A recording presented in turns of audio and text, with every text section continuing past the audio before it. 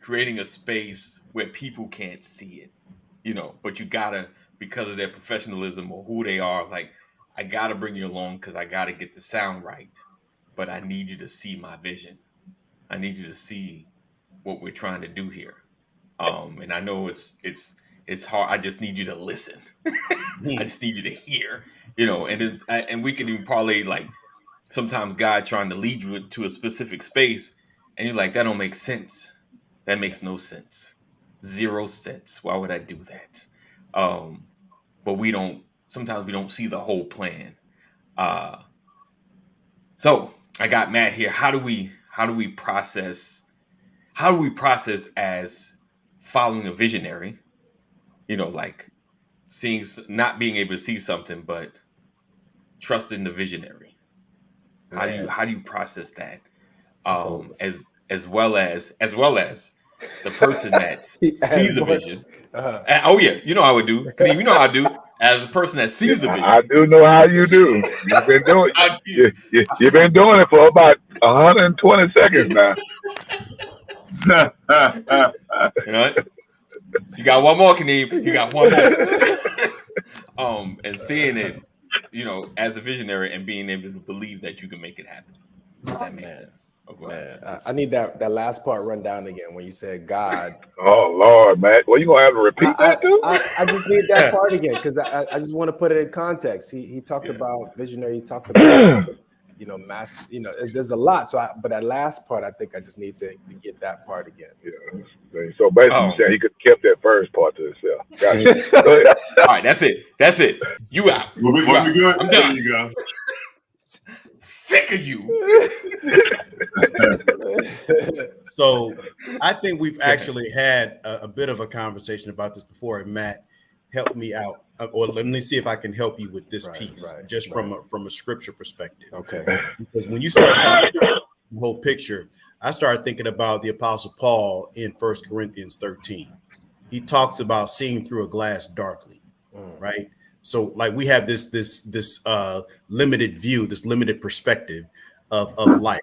Right. They call it an obscure view, Yeah. right? But in the end, everything will become clear, Mm. right? So he talks about seeing through a glass darkly, and so I'm trying to attribute or associate that with what AD is talking about this morning. Like, you can find yourself being directed into a position that's very uncomfortable. You don't see the whole picture, but God is up to something, Right. Right. and it's going to work out in the end, right? So you Yeah. move by faith and not Yeah. by sight, even though you can't see the whole picture. Right. Is that kind of what you're saying, AD? No, that's not at all what I'm saying. Oh man, I was enjoying that too, man. That's exactly, you're on point. You're on point. You're exactly right, man. I'm sorry. Yeah, It's Kadeem's fault.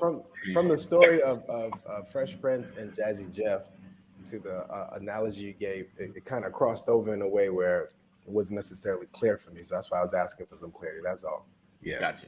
Yeah. Gotcha. Yeah. So yeah, just from a visionary perspective, how do we get into a space to push, into a space where we can't see? Oh man, yeah. I mean, even before we get there, I had a story to share. That's why I was adamant to get on this podcast this morning. But and of course, it probably will tie in. I was talking about the story is deposits that were made into my account and made in our accounts. Let me generalize this: deposits that are made in our accounts that sometimes we don't know are there. And then when we finally audit the accounts and really look at all the accounts, we'll be like, oh my gosh, I've been blessed this entire time and I didn't even know it, right? Because we don't necessarily have the opportunity based on how this life's, right, to see the full picture sometimes. And the story that I wanted to tell was that over the summer, my daughter was born, over spring, summer, my daughter was born and I got extremely busy. Even before then, leading up to her birth, I was extremely busy. And so I wasn't on the show as often as I would like, or as often as, we wanted to. And, in that process, man, I felt that void of not seeing and being with the fellowship of brothers like that. And then maybe I think a week or so ago, I'm auditing my own phone. I'm cleaning up, some messages and stuff like that. And I found a message from Pastor found a message in my voicemail from Pastor over the summer, right? Okay. And this voicemail poured into me. Listen, man, it was exactly what I needed, where I was, and it was over a few months old. Okay. You know, it was over a few months old, and then I got this message, man, and it made me emotional because what he thought of that I needed back in, I don't know if it was June or May when the message was sent, Right. was what I needed 2 weeks ago or a week or so ago, right? So that deposit that was made by Pastor months ago was finally cashed a couple weeks ago, and it filled me up, right? It filled me up. So even though I could not see what was already there for me, it was already there for me, right? It was already in my account, but I couldn't see it based on how busy I was, based on the distractions, based on whatever the circumstances were. But I think what sometimes happens is that what we don't see may not be bad. It just may be that it's not the time that we are aligned to receive it, or when the full benefit of the reception of that thing is going to come to fruition. So basically what I'm saying is that with all the things that we may not know, see, believe, man, there's always something. There's always something there for us to be filled, for us to find joy, for us to find peace. You know, sometimes it's removing the veils of whatever is distracting. I had to audit myself. I had over like 200 messages, voicemails that I just couldn't keep up with because of the spam calls. You know how they are. I get like 10 of them a day, 10, 20 a day. So they get stacked up. And before you know it, I'm months behind in my messages. And so I wanted to, come on this morning specifically to give Pastor your flowers because, man, I received that message and it filled me up, brother. So I'm grateful for you. I'm grateful for your thought. I'm grateful for your vision, right? Because you saw it fit to make that call and leave. Some people call, and when people don't answer, they're all right. Well, you ain't gonna answer, bye. But he made that deposit. He made that deposit, and then it was able to be cashed out, months later. And so when I'm thinking about the things that we can't see, the visions that we have that we may not see clearly, it may not just be the time where we are aligned to receive or be in that great state of what we can think. It just may take a couple more seasons for us to get there, to be fully prepared to receive that greatness. So when the story of, the infancy of hip hop to where it is right now, 50 years later is when some of these guys are just getting their flowers, are just getting their recognition, are just seeing how valuable some of the content, some of the struggles, some of the mistakes, some of the things that weren't even seen as good. I can't tell you how many stories I've heard about people that are superstars, megastars now that were rejected by record labels because they weren't good enough, or they didn't think they, and what they had to go through. And it's just like, well, what we may not see right now as gifts and clarity and love and joy, man, like when the smoke clears and we actually see the value, it's a hallelujah moment for me. It's one of those things to where we actually see like, man, I was valuable way back then. You just couldn't see it. Somebody else did. Somebody else believed. Somebody else poured. What's that expression that DJ Khaled said? God did, right? Yeah, God did. Right? It's one of those things to where even though you may not see the value, the greatness, the abundance, God does, and he will use people to make sure those messages get through. And so I don't know how much that aligns with your message today, AD, but I had to make sure I came on this morning to give Pastor's flowers. I appreciate you, brother, for leaving that message. Sincerely received, man. Yes, sir. It. Yes, sir. Yeah. Awesome. Obedience is better than sacrifice. Yes, sir. Indeed. Yes, sir. Right, because you never know. And I guess that goes in line. Whatever led him to leave the call, the message. Because you didn't want to talk to him at the time. I understand. I saw his number. I'm like, oh, Pastor calling? Nah, I don't got time for that. You see how he flipped it real quick on us? Like, I'm sorry. Hey, It's Canadian Paul. He set the tone. He set the tone. I'm sorry. And I didn't even have my Dallas Cowboys. No. In a moment. No, see, Matt had some on his heart that he wanted to share, yes, and he did it. You know what I'm saying? But AD, all that what you was talking at the beginning, though, that was kind of. I'm glad that Matt deciphered what you was trying to say. So that was a good part about it, and Brian kind of brought it on home with the definition of what you meant, because you was a little long-winded at the beginning. I'll give you that. Okay, a little long-winded. Okay. Oh wow! But they brought it on home. But anyway, getting back to you, facilitator. Okay. Go ahead and go ahead and share your thoughts, brother. What's on your heart? No. I was entertained by what Matt was giving to Brian, so my entertainment value is high. So I enjoyed it. So I'm just waiting on you to give us another soliloquy on where we gonna go from here. I love you guys. Not totally equally, but I love you guys. Hey, we know you got your favorites.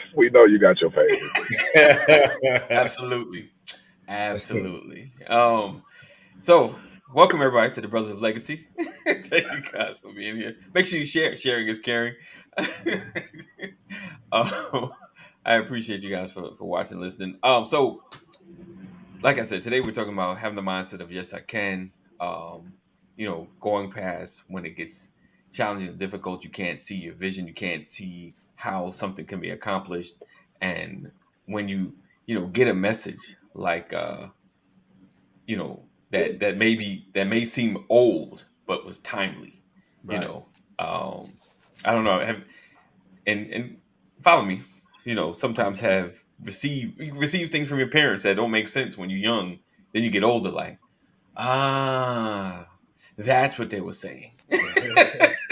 Yeah. I didn't see it. I didn't understand it. I didn't understand why we had to clean every Saturday till you see a pile of dust and see what it really looks like when you don't clean. Like, Mom, we clean it. It looks clean. Nope, wipe it.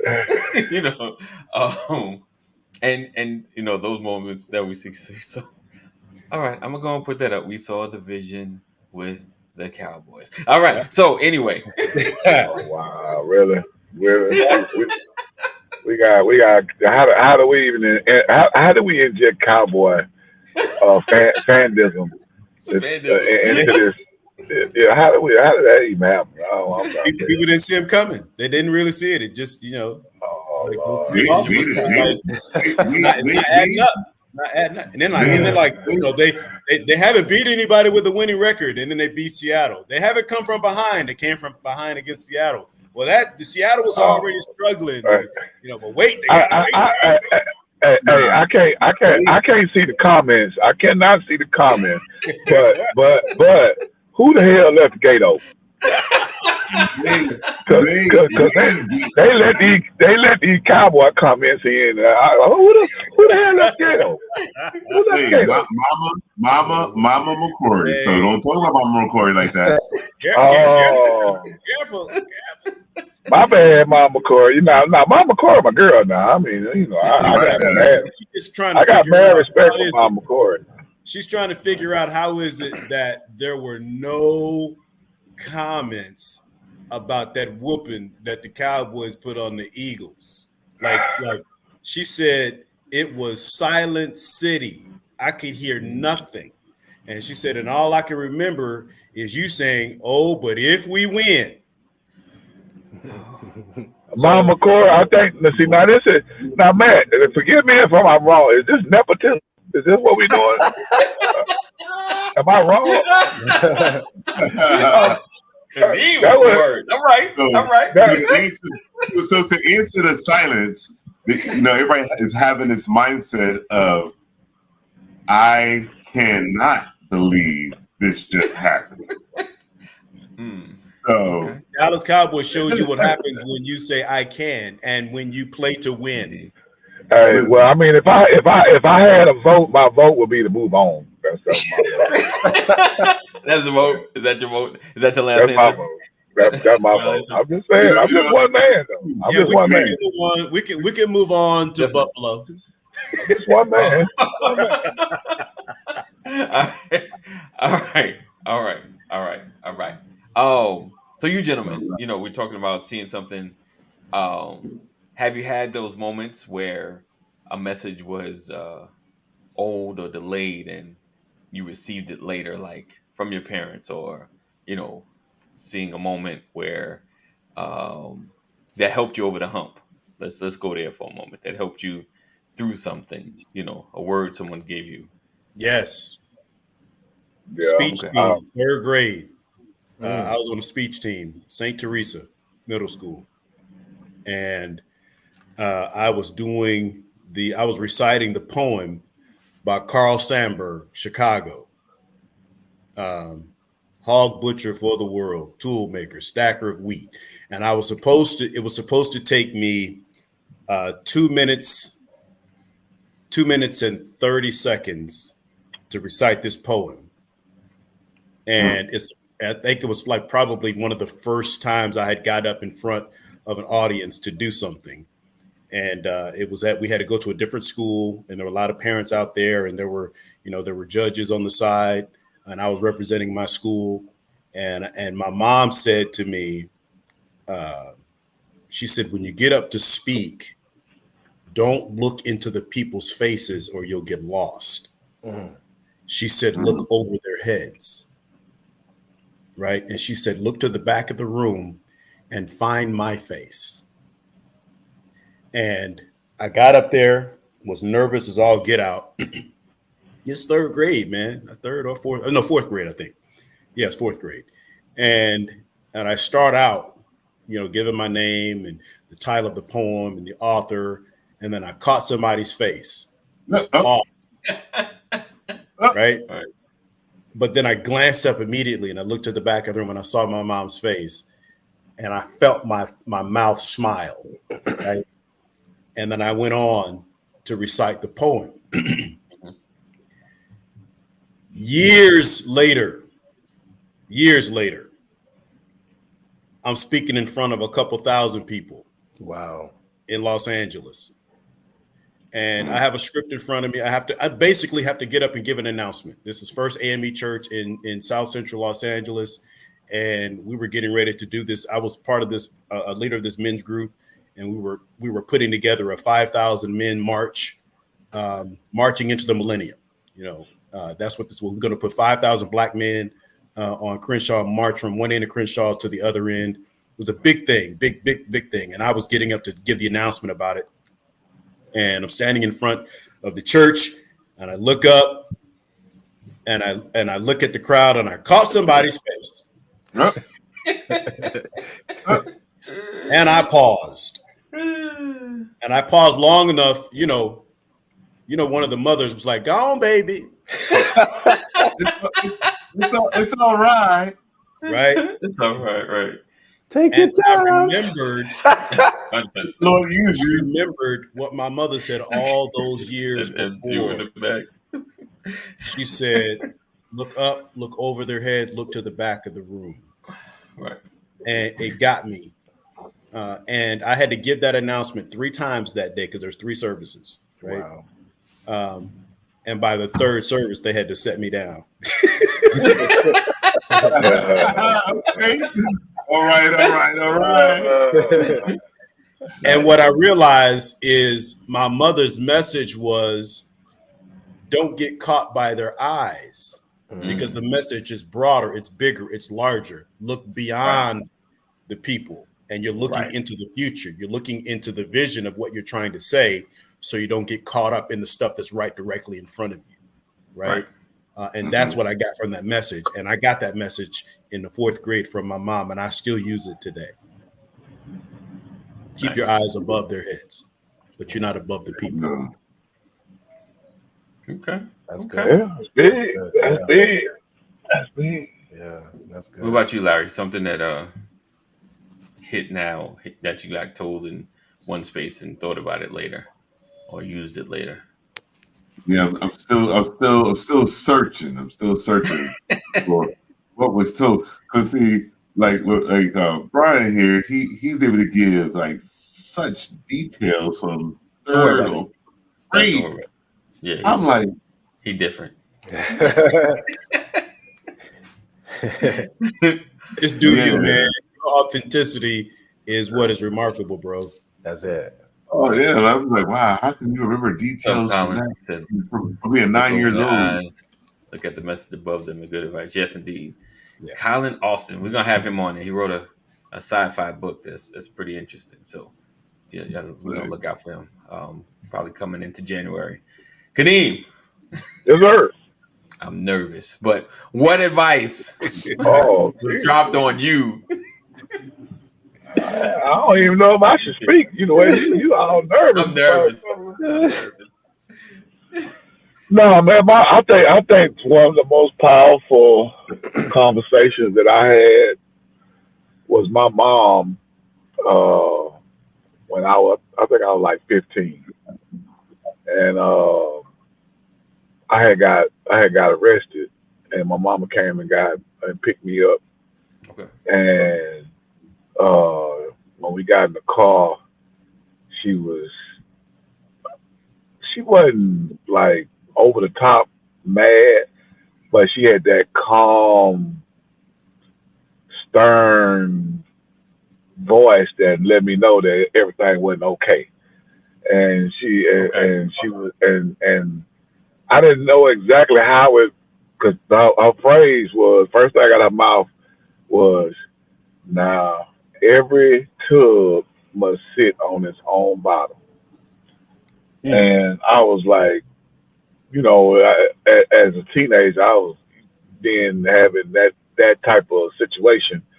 I'm like, I don't even know what that means. So I'm getting smart, but I'm trying not to get slapped in the mouth at the same time.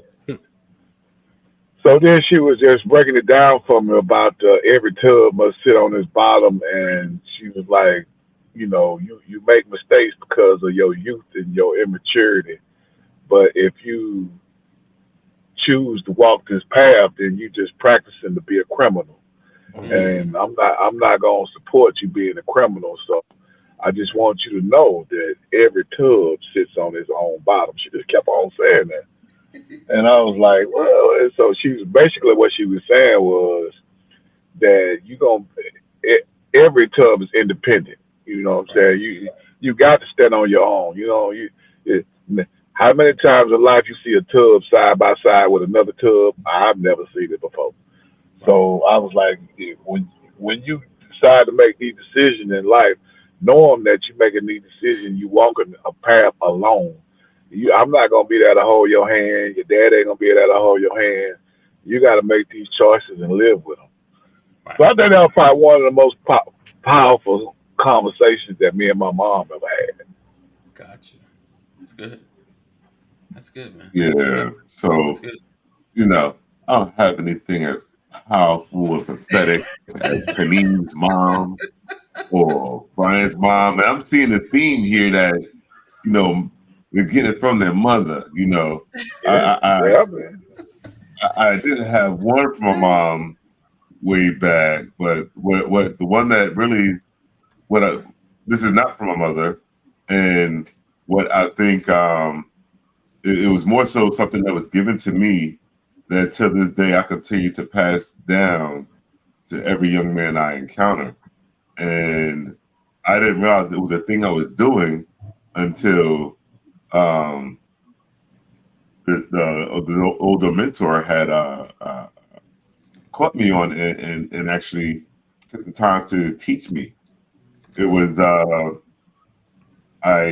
was doing in New York. We have what's called summer youth, and some of the summer youth jobs they either like real jobs or they're like fluff jobs where they actually, I won't say fluff, but they actually teach you resume writing and all that stuff, put you in a business atmosphere. And I can't remember the guy's name, but I remember walking into his office, and you know, and it's one of those big offices or whatever, and the desk in the back. You gotta get down there. So already as a 14-year-old, see, not 9-year-old, Brian, 14-year-old high schooler, maybe even 15, and actually probably I was 14 because I was 14 in the 10th grade, and coming to his office, and I was like, hey, I was Carl something, so they all come to me, but I was like, hey, Mr. So-and-so, and he stuck his hand out, and I like just touched his hand. I it was just like one of those, and he was like, wait a second, let's work on this. Whenever you meet somebody and you have this exchange, the first thing you want to do is make sure that you engage. You meet in between the thumbs, and you give a nice firm handshake. And as you're making that firm handshake, make that eye contact, and then speak confidently. You know, right. don't talk soft. You want to exude confidence, right. And it's something that I've used in all my engagements to this day. When I meet anybody, I make sure that I'm going to be confident in the beginning, but I don't know what subject matter we're going to talk about. Right. But I will be confident in that beginning exchange, and you'll get from Larry Banks a firm handshake, and. Right. I didn't realize that, fast forward that I'll be, that almost like my ministry would be working with youth, more importantly, like young men. And every time I would see a young man, they would come up to me and they'll give me their hand. I'm like, all right, let me teach you this lesson that I learned, and I'll make sure that you know the proper way to give a handshake. And right. Yeah. So I didn't know that. What that guy gave me then, way back in 19-something, that I'll be still like passing on, still to this day, on to other young men. So, yeah. Okay.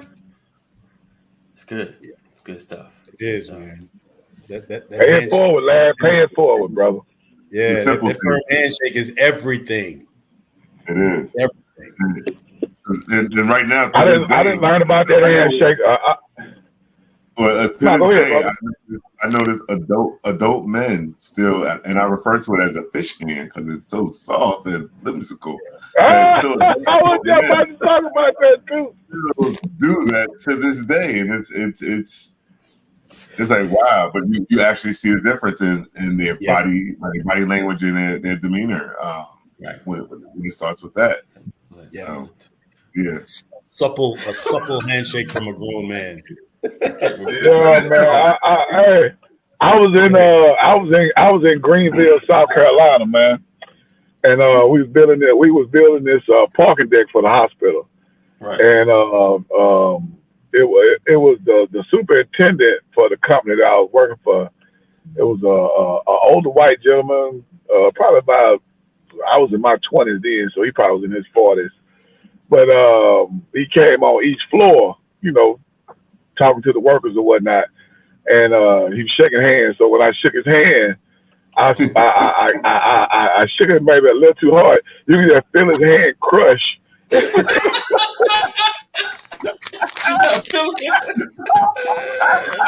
Hey, you can feel his hand crush, like when all your fingers come together. I was like, oh, that might have been a little, because I think he just wanted to kind of like do it for the camera. I was like shaking your hand, like, hey, my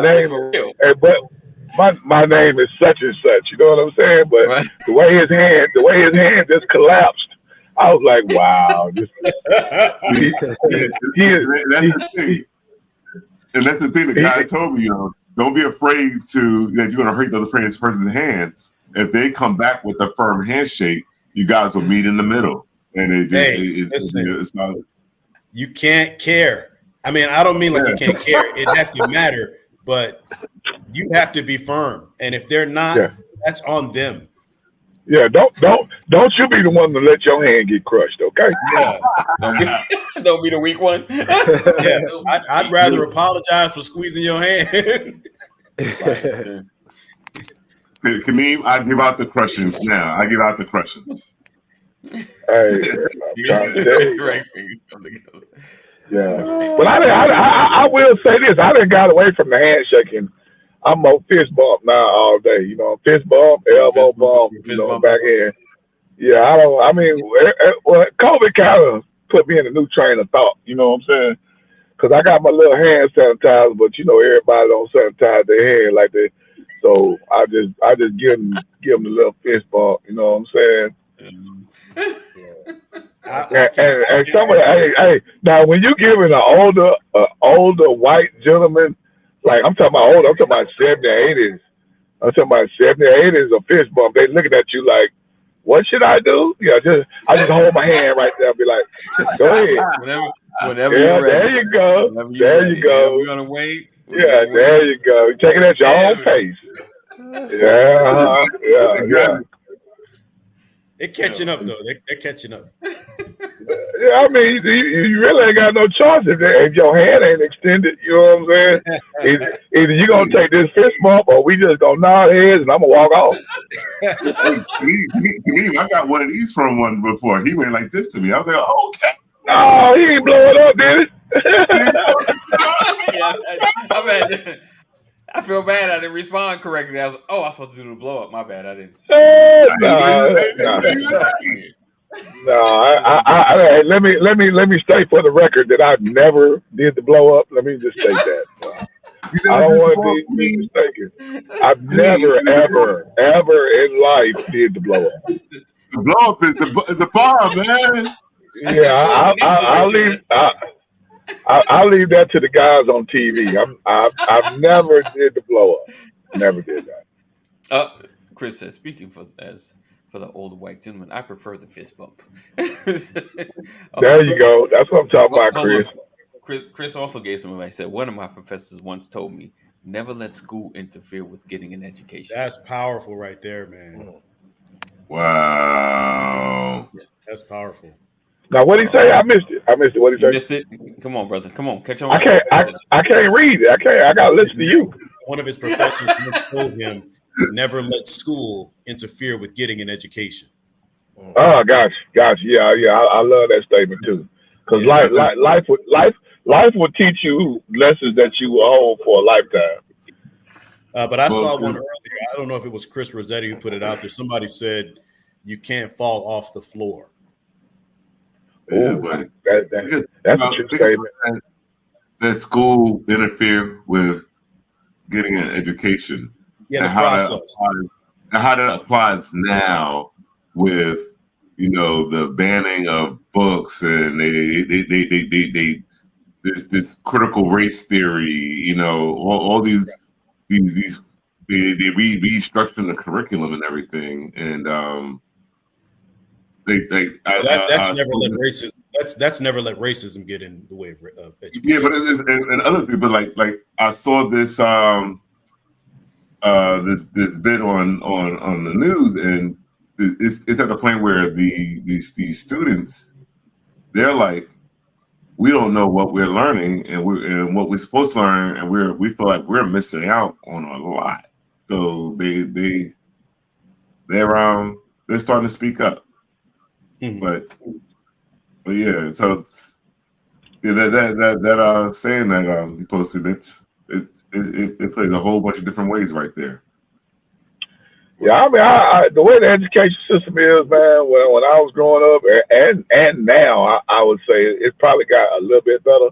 Mm-hmm. But as far as the information that I gained when I was in middle school and high school, most of the stuff that I use now, mathematics, reading, maybe a little bit of science, some stuff I learned in economics, but as far as the rest of it, I can see less.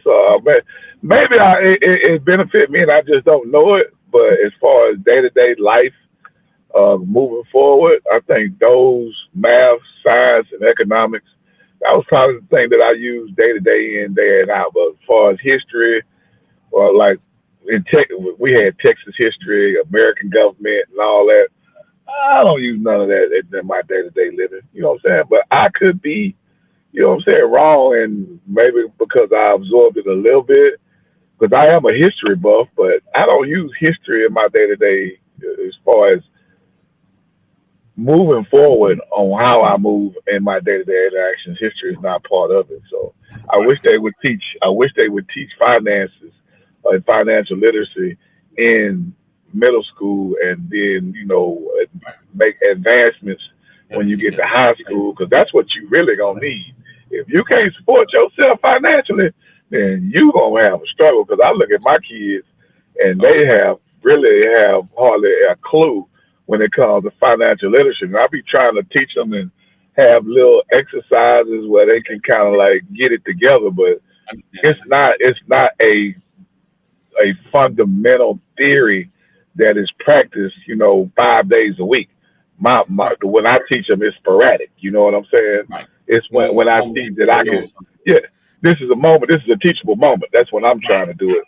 But if it was just a day-to-day curriculum for financial literacy, I think that it would be a lot. I think they would progress a lot more. You know what I'm saying? Because being that credit is so impactful in everyone's life. I don't care what walk of life you're in.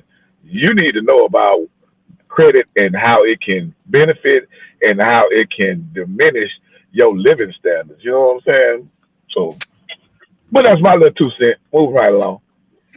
Well, what's interesting is for Americans, that makes all the sense in the world.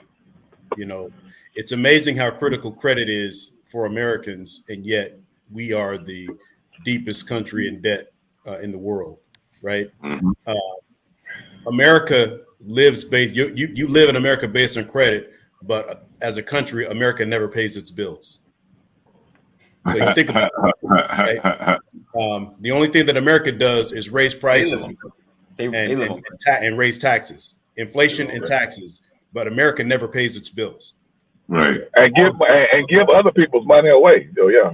Right. Yeah. So it's so interesting that be the case. But I was going to go back to something that you said, Kaneem, about the education system, because the way that I see it is, someone put it in the comments, they had a hunger for education by going to school, even though they don't feel like they used a lot of that stuff. And what I've learned, this is my personal experience, is we have to be taught. Right.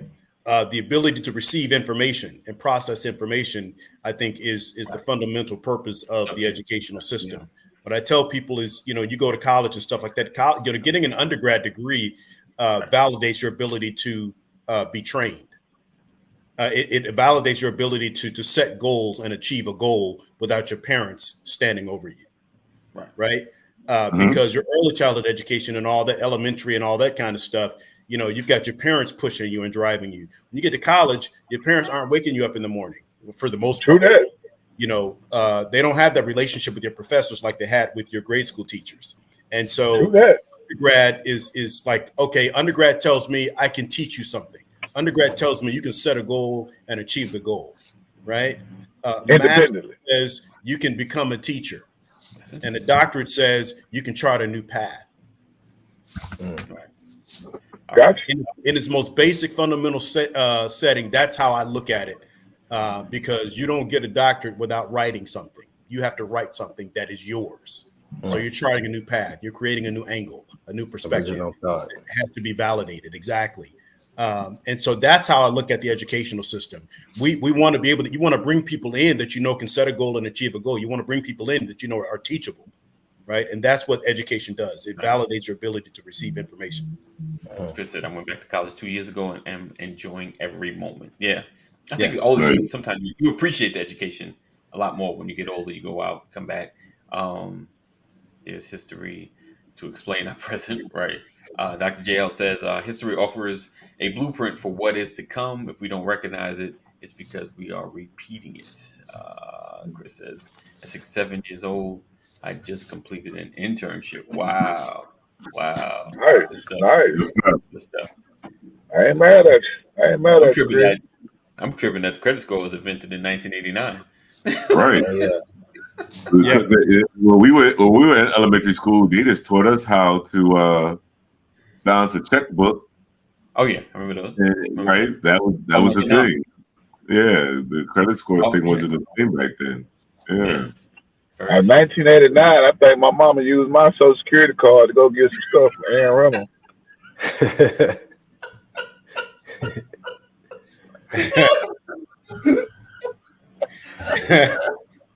I don't even know what to say.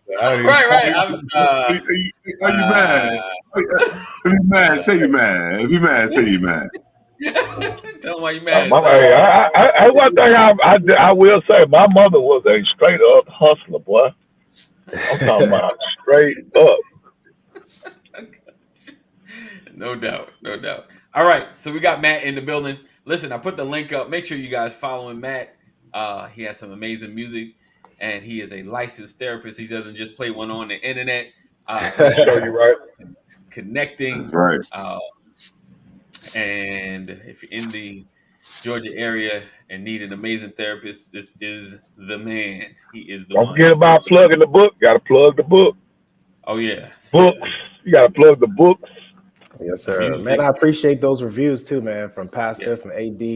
Those reviews are in, and I appreciate those kind words after you guys have read the book and shared your likes. I had one more thing about the deposits. You know, the reason why these the books, the music, all of that stuff is important is because in my writing, I'm leaving breadcrumbs for my kids, you know, and their kids' kids. So these are messages that I have available right now that I'm getting downloaded from the Spirit. That I'm like, man, these are some good gems. Wow. So how do I preserve these gems? You know, we are the orator culture, Black culture. You know, we tell stories and share and preserve our stories that way. So most of these stories, these books, you know, my music, there are messages to the next generation. Right. You know, so if they want, you know, those downloads, like you said, those, you know, the things that they'll be able to cash in years later. And I take my kids through the songs. I'm like, what do you think this means? They're like, and the more they listen to it, the more they're like, oh wow, Dad, now I see what you're saying, you know. And so a lot of them are just messages for the next generation. They're not necessarily for, you know, for the grand consumption. There's always something in there for everyone. But my intention is zeroed down to my kids and the messages that I want them to hear years later when they're in doubt, when they're in fear, when they have anxiety, when anything that, you know, could potentially happen. There's a message, there's a song, there's a book, there's some breadcrumbs there for them to collect and feel like, okay, he thought about me years ago and left this message for us. And so that's, you know, that's kind of why I share and why I do music, write books and so forth. Awesome. Circling back to what AD was saying, you know, those deposits that people placed into our lives years ago. Okay. Right. I'm making deposits now, basically. You know, I'm writing, wrapping my face off for my kids in the future. Chris said, Matt, you offer senior or student discounts. Yes, indeed. Yes, indeed. The discount is if you buy 20, you get the 21st free. There it is. There it is. Chris got it. Don't let Chris. You can take that 20 and deposit it into other young people. There you go. Bam!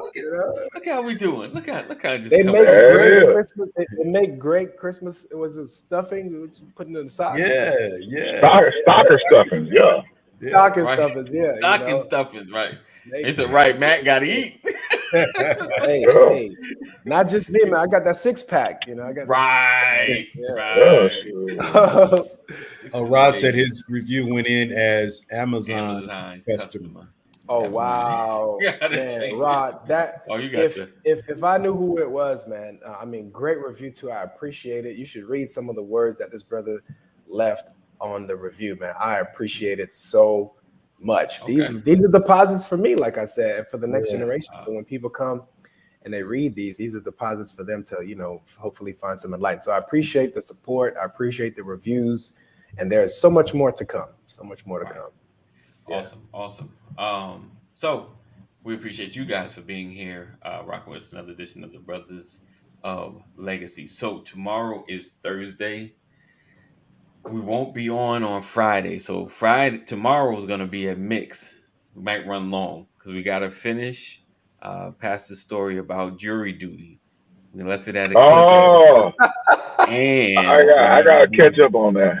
we're gonna do a little bit of the wheel, the topic wheel. And we got some jokes. We're behind on jokes, so Kaneem, we're gonna need some. Oh yeah, I did a joke for you last week, Brian. So I did. heard. Like two. Yeah, so I'm so proud of him. So proud. He's turned into the and it was kind of funny too. It was kind of funny. Of course it was funny. Of course, because you gave it, right? Yours I mean, you should have heard the crowd. The crowd was outstanding.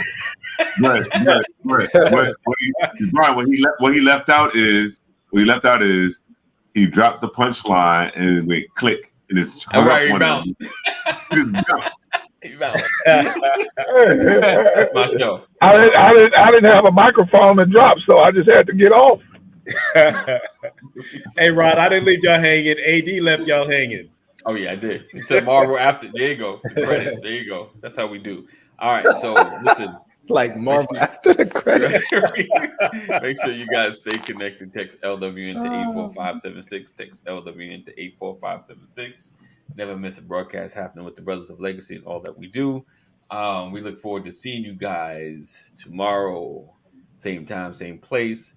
Make sure you share, make sure you subscribe, and make sure you like, and you know how to do, or dislike it. That's cool too.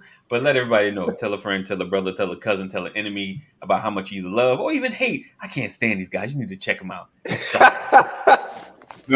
Whatever brings them in. Whatever brings them in. So we look forward to seeing you guys tomorrow. 988. If you or someone you love is having a mental health crisis, make sure you dial 988. All right. And know that always, if all hearts and minds are clear, I feel like somebody has one more thing to say. Oh, because you said even that's good. In the words of NWA, all publicity is good publicity. Right. Hey, gentlemen, y'all make sure y'all enjoy the rest of it. It's hump day. And we'll catch up with y'all tomorrow. All right. There it is. We love you. Jesus loves you better. Stay safe. That's it. That's it. We out. Outro. Bam.